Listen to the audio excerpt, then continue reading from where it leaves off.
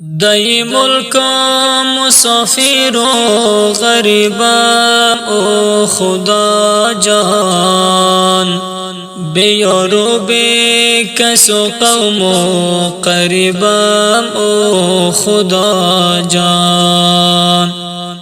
دای ملک مسافر و غریبم او خدا جان، بی یار و بی کس و قوم و قریبم او خدا جان.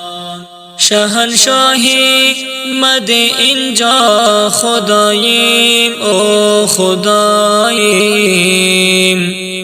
گدایی وطن را کن نصیبم او خدا جان.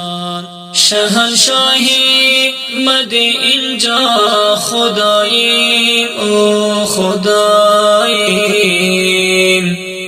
گدایی وطن را کن نصیبم او خدا جان.